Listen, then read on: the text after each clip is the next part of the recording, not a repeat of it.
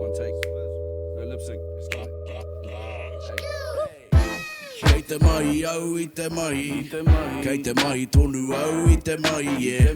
Aha ko te pō, aha ko te rangi, kei te mahi tonu au I te mahi, yeah. Kei te mahi au I te mahi, kei te mahi tonu au I te mahi, yeah.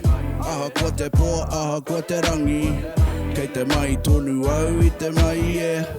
I roto a hau I ngā awakari, straight up out the dirt, I brush it off me, I ain't clean but I ain't staying muddy, buddy, you could never take it from me, like the days that wasn't sunny, you throw shade but it won't stop me, no 9 to 5, that's not my vibe, don't cross the line, don't cross the T's, don't dot the I's before you sign, make sure it's right, and if it ain't, it's just a fight to, yeah, it's your right to return the sender, cause when I'm gone till November, I'm straight up out the hinaki, toto ki te kinaki, I might dip the scene, but if you see me, you ain't seen nothing.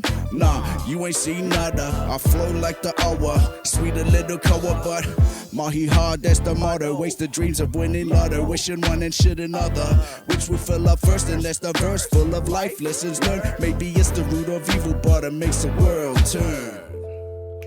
Money on my mind, that's the reason why I stay on my grind.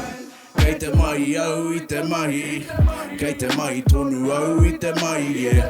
Aha ko te pō, aha ko te rangi, kei te mahi tonu au I te mahi, yeah.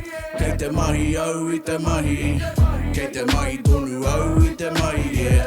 Aha ko te pō, aha ko te rangi, kei te mahi tonu au I te mahi, yeah. And mehe kōri po marama, I'll pick up the phone, come when they call like a karanga. Karongo au I ngā aukatinga awa, I don't give a damn, no part way to a taniwha. So get your money up, forget the funny stuff, I'll be coming hard enough the dirt like pulling hongi up. So hongi these nuts, dig in while I shovel stuff, and when my brother spits the flame, you gon' need a fire truck. Ko ia tera, e tuha ana I te wera, kaua e ware maku e whakatūwhera. Te kūwaha, huakina o karu ki o raru, ka haere tonu e pera ki te namawaru. Mauri ora, no coulda, woulda, shoulda, been caught a no gooder since he dropped out of coulda, he got caught up, I roto I te mura o te ahi, ko ta pahi, back the mahi in the hinaki.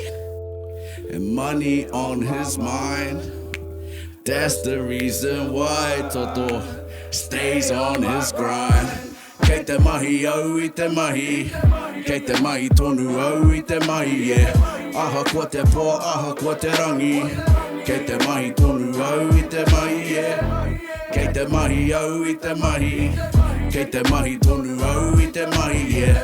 Aha ko te pō, aha ko te rangi, kei te mahi tonu au I te mahi, yeah. And ever since Maui slowed the sun, I just gotta get it done. On my shoulder about a ton. Even if I'm on the run, I will still be stacking funds. You can see me having fun in the sun with my day ones.